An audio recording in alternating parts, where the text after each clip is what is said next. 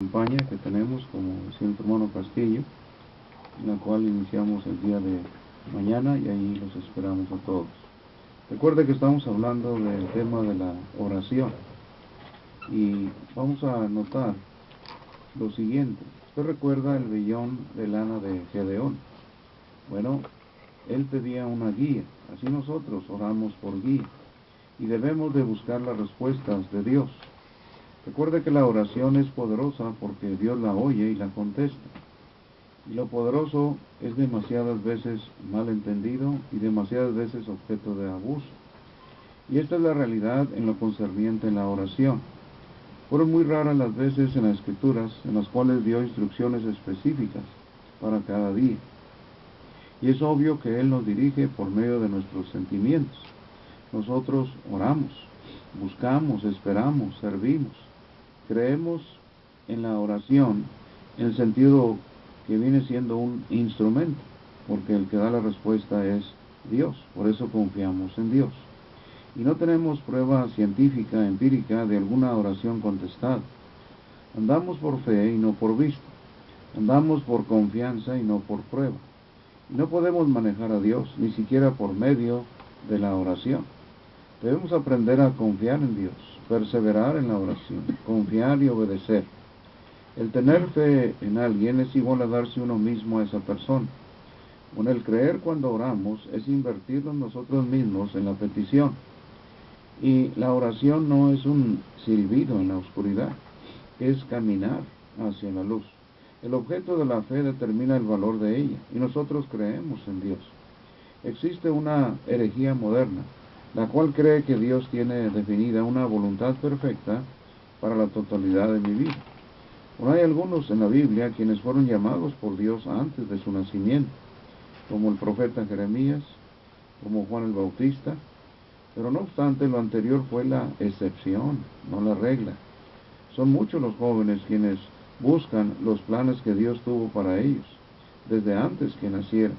Y aunque el concepto tiene buenas intenciones, está lleno de problemas. Y este concepto entiende mal la aventura de fe de toda una vida. Abraham, el padre de los que tienen fe, es nuestro ejemplo primordial. Cuando él fue llamado por Dios, no se le dio un mapa de caminos, ni una descripción específica de su trabajo para cada día. Simplemente puso su mano de fe en la de Dios. Y Dios viene a la gente de fe con respuestas a sus oraciones, pero no viene con instrucciones específicas para cada día. Viene a andar con nosotros a nuestro lado, y es un privilegio muy supremo. El saber que Dios anda con nosotros nos protege de la parálisis causada por el temor. Una decisión equivocada, un grave error, no tienen por qué arruinar el resto de nuestras vidas. Dios anduvo con David cuando éste se encontraba en la montaña rusa de las malas decisiones y de los más grandes errores de su vida. Dios permanecía fiel a Abraham, aun cuando éste cometía sus muchos errores, entre ellos el llevar a Lot consigo, el mentir acerca de Sara, el quejarse, el engendrar a Ismael. Pero Dios es fiel a nosotros, aun cuando nosotros no lo somos a Él. A Pedro, a pesar de haber negado a Cristo, se le dio que predicar el día del Pentecostés. Dios siempre está cerca, haciendo que las cosas ayuden al bien. Romanos 8:28, Pablo lo dice. Nuestro Dios es un Dios de borrón y cuenta nueva. ¡Qué gran Dios! ¡Qué grande es la gracia! El hijo pródigo puede regresar a casa para ser aceptado y ser puesto en el ministerio. El fracaso no tiene por qué significar el fin del mundo.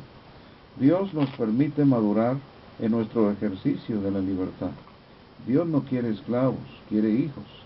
Dios no quiere robots, quiere santos responsables. El cristianismo y la oración incluyen relaciones con otros. Dios nos da la libertad para hacer elecciones mientras vivimos amorosamente dentro de su voluntad. Este es el significado del reino de Dios, el gobierno de Dios en nuestros corazones. El discernir la voluntad de Dios es una pequeña tarea comparada con el llegar a ser la clase de persona que genuinamente quiere hacer la voluntad de nuestro Dios. Ahora, considere las siguientes ilustraciones. En la relación de noviazgo, Un joven podría tener que elegir entre dos maravillosas muchachas cristianas. En la elección de una nueva congregación para la cual predicar, un predicador podría tener que elegir entre dos de ellas. Si Dios diera una respuesta específica, el desobedecerle sería pecado. Y Dios nos permite elegir. Él viene a nuestras vidas para obrar lo mejor de nuestras elecciones. Y son muchos los que creen que Dios ha ordenado que solo cierta persona puede ser la compañera de por vida, o que solo una de las congregaciones es la que está destinada para nosotros. El escoger ciertas personas como compañeros de por vida podría ser equivocado. La elección de ciertas congregaciones por las cuales predicar podría ser equivocada. Si nos esforzamos por desarrollar un carácter como el de Cristo, Dios puede bendecirnos y usarnos, cualesquiera que sean las elecciones que hayamos hecho. Y esta es la verdadera gloria de la oración. Si Dios tuviera planes para la totalidad de nuestras vidas, la mayoría de nosotros ya los hubiera arruinado desde antes de graduarnos de la secundaria. Dios nos permite ser adultos. Hubo algunas veces cuando nuestro Padre fue específico, pero la mayor parte del tiempo nos hizo responsables de nuestras decisiones. Siempre nuestros padres nos dicen que Él respetaría nuestra decisión y que después nos ayudaría a sacar lo mejor de ella. Bueno, esto es tener una relación. Y estamos contentos de que Dios en su gracia está dispuesto a extender su mano dentro de nuestro embrollo para sacar algo bueno de ella. Y este es el poder de la oración. Esta es la gloria de Dios. Pero en Hechos 12, si Él me acompaña ya del 1 al 17, ahí notamos el peligro de la oración. Las palabras humano, humor y humildad están interconectadas. Las tres se demuestran en Hechos 12. Los cristianos somos humanos y a veces estamos de humor, pero nuestros fracasos cristianos nos vuelven humildes. Los tres conceptos siempre van juntos. La oración es peligrosa. Tenemos la tendencia a ignorar esta verdad, porque la oración es poder, es el poder de Dios. Son grandes las cosas que le suceden a las personas que oramos.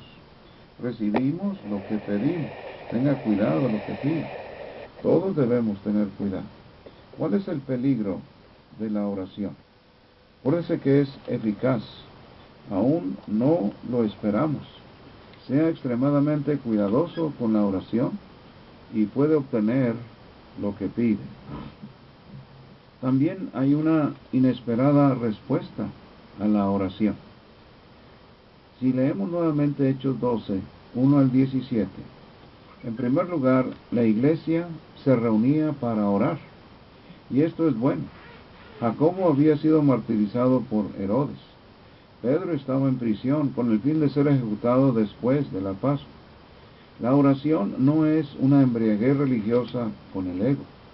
En segundo lugar, las oraciones se ofrecían a Dios y estaban dirigidas a la persona correcta. Invocaban a Dios. Había un sentido de urgencia y de dependencia de Él, y estaban dispuestos a orar toda la noche. ¿Qué tendrá que suceder para que nosotros oremos? ¿Persecución? ¿Fracasos? En tercer lugar, la oración era específica. No había en ella más que un deseo, cual era la liberación de Pedro.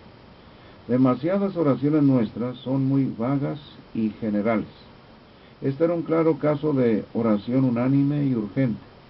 No obstante, ¿estaban realmente orando por la liberación de Pedro? ¿No estaban más bien orando para ser capaces de aceptar su cautividad tal como había ya aceptado la muerte de Jacob?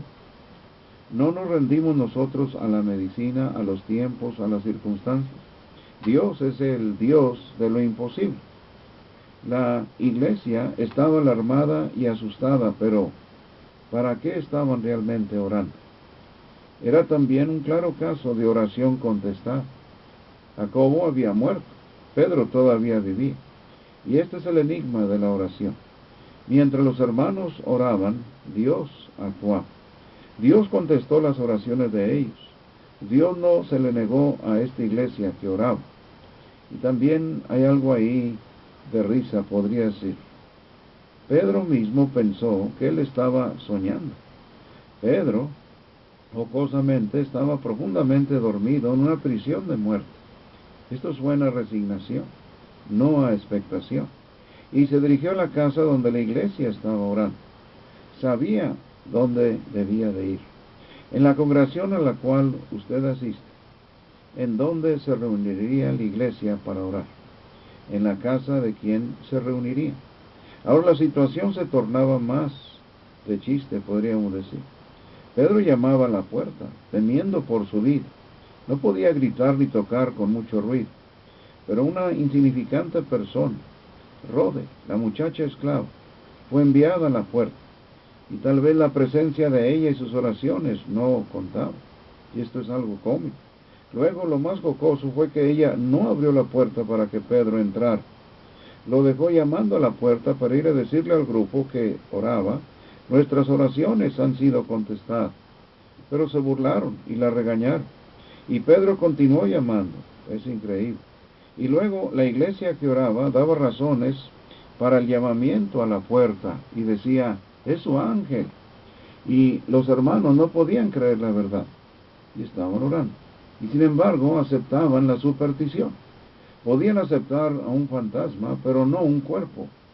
Pedro halló que fue más fácil salir de la prisión que el meterse en una reunión para orar. ¿Es esto igual a un comentario sobre nosotros, sobre nuestras vidas de oración? ¿Qué es aquello por lo cual realmente oramos? ¿Qué es lo que esperamos? ¿En qué creemos? Muchas veces creemos que al orar al Padre es como si fuera el genio de la lámpara, o como si fuera una varita mágica. La puerta por fin se abrió, y Pedro estaba ahí. El de ellos fue un claro caso de incredulidad. Cuando ora, ¿guarda usted un diario? ¿Escribe cuándo, dónde y cómo cada oración fue contestada? ¿Cree usted en lo que está orando?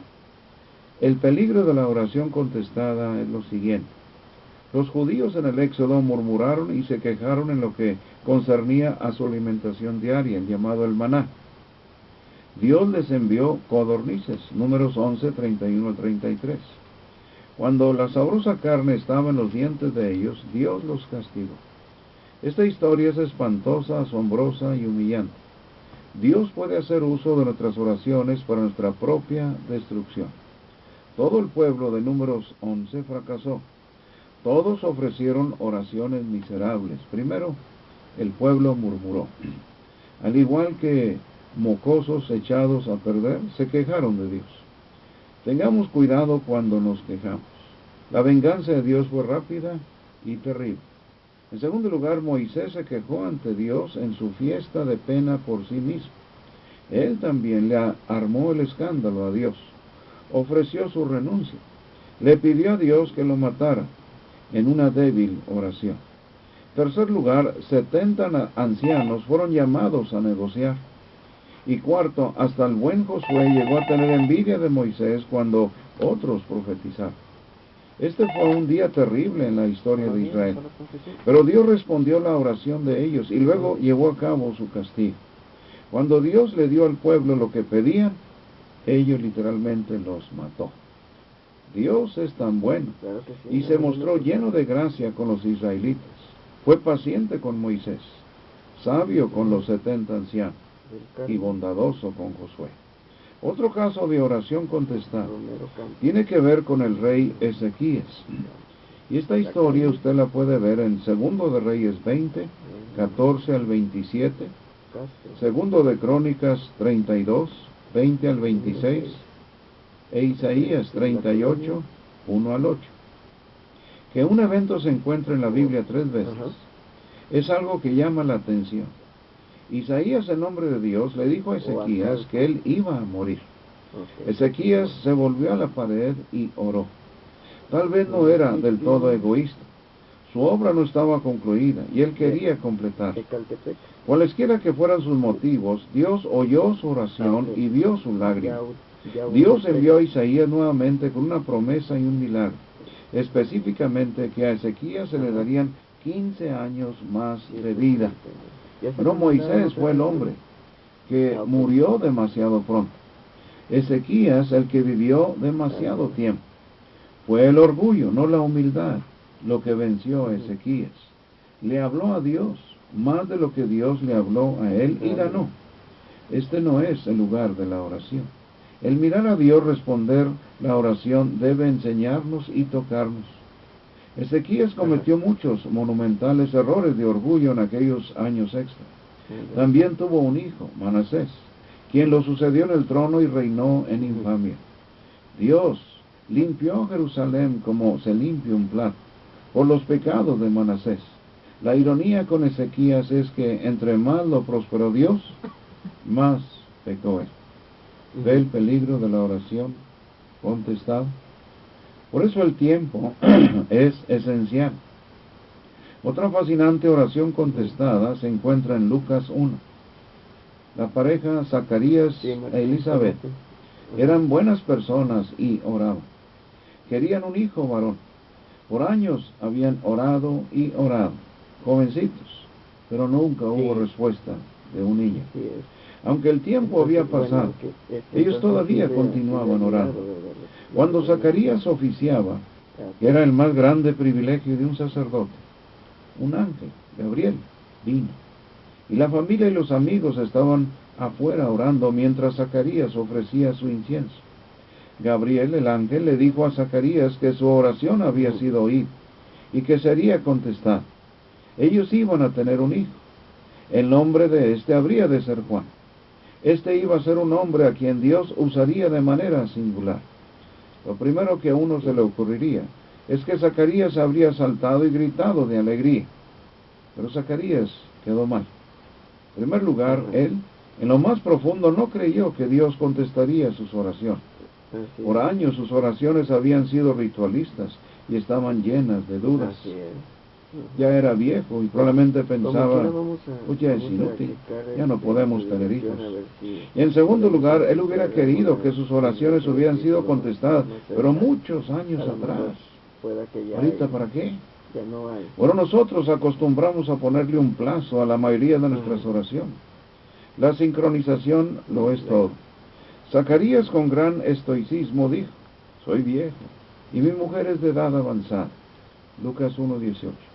Todavía estaba desilusionado con Dios. Sí, Dios había contestado las oraciones de él y de su mujer, pero según él era demasiado tarde. ¿No fue una casualidad que Zacarías se quedara mudo? Zacarías no acertó en alabar a Dios ni en darle gracias. No pudo hablar, 9 meses sin hablar, sino hasta el día en que escribió en la tablilla, Juan es su nombre, Lucas 1:63.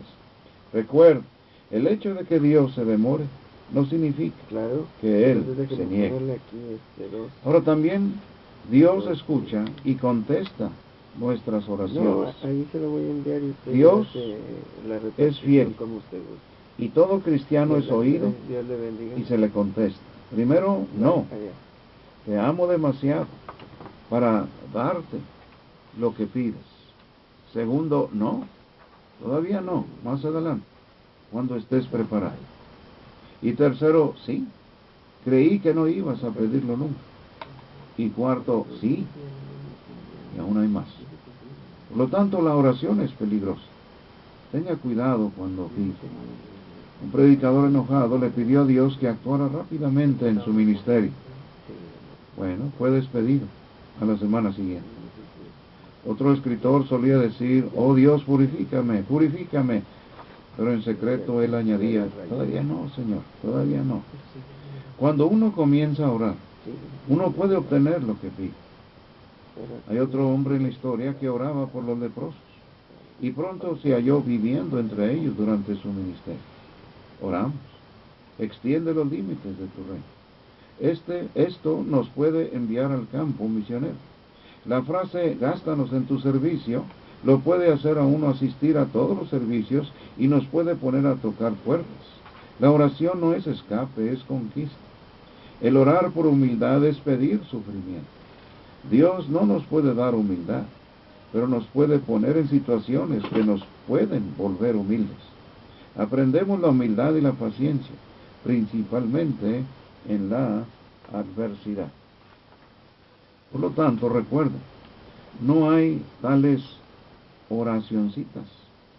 Todos creemos en la oración. Claro, es un instrumento que creemos es en Dios, que da la respuesta. Pero todos dudan de la oración.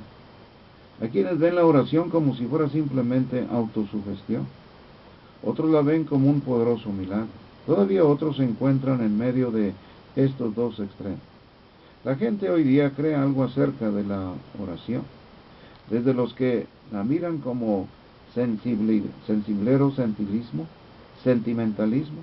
hasta los que la miran con fría lógica. Todos practican algún tipo de oración. Una vez un predicador se encontraba en el hospital, cumpliendo con su deber de servirle a los enfermos. Y un miembro de la iglesia, a quien le esperaba una seria cirugía, le dijo en voz baja: predicador, diga una oracioncita por mí. Y el predicador lo espantó hasta casi sanarlo cuando le dijo: no, no lo haré. No hay tales oracioncitas. Amén. Las oraciones superficiales que se ofrecen en las reuniones de la comunidad nos molestan, pero pueden causar algún impacto. Deben hacerse. La presencia de Dios debe de ser permitida y deseada en nuestras vidas. Todos nos llenamos de compasión hacia el hombre que le espera la cirugía crítica. Pero este hombre cometió dos errores cruciales. Primero, no podía aceptar la gravedad de su enfermedad. Y segundo, no podía renunciar a sí mismo para ponerse en las manos de Dios en fiel oración. La oración no es un milagro. La oración no es mística. La oración no es un médico brujo. No es instrumento de chamán. La oración no es superstición primitiva. La oración no es varita mágica. La oración no es el genio de la lámpara. La oración clama a Dios, al Creador, al Salvador, al Juez. La oración no debe reducirse a un talismán de buena suerte o una pata de conejo religioso. Sé lo que los pacientes quieren. Sin embargo, nos incomoda cuando piden una oracioncita. La oración no debe reducirse a un ídolo verbal. No debemos cometer sacrilegio de la oración con oraciones al paso u oraciones a la carta. Es demasiado lo que está en juego, en la vida y en la oración. Es con Dios con quien estamos tratando, no es con cualquier persona. Clemente de Alejandría llamaba a la oración el estar en compañía con Dios. No recite una oracioncita. En lugar de ello, con un corazón roto, hágale una petición al Dios viviente. Hemos de orar unos por otros, Santiago 5. No obstante, la petición que se nos hace de decir una oracioncita es muchas veces reservada solo para el predicador. Sí, por supuesto, oramos en los hospitales, incluso cuando los pacientes piden una oracioncita. Sí, oramos incluso cuando no lo solicitan. Pero la oración es amor. El hospital no es el lugar para enseñar y regañar. Gracias a Dios que la oración por los enfermos no es exclusivamente hecha por los predicadores. No es hecha por un hombre especial con alguna clave secreta. Esos predicadores locos, podríamos decir, que dicen que nada más ellos tienen todo poder porque Dios los ha elegido, son unos tontos. Dios nos ha elegido a todos los que hacemos su voluntad. Todos los hombres podemos orar por todos los hermanos. No hay nadie en especial que Dios nada más le escuche a él. Santiago dijo: llame a los ancianos, no dijo al predicador. Dios está interesado en los enfermos. No obstante, debemos siempre acordarnos de que la prueba de nuestro cristianismo no se encuentra en las experiencias cumbre o en las instancias en las que la oración funcionó. Dios es el que está en control. Algunas veces oramos y las personas son sanadas, pero esto es providencia divina. Otras veces oramos y las personas mueren. La oración no da ninguna explicación. Hay dos simples reglas a seguir durante la visita a un hospital. Primero, hágase presente. Y segundo, haga silencio. Usted está ahí y también lo está Dios. Regocíjese. Usted nada más es un instrumento. Dado que Dios está presente, pida,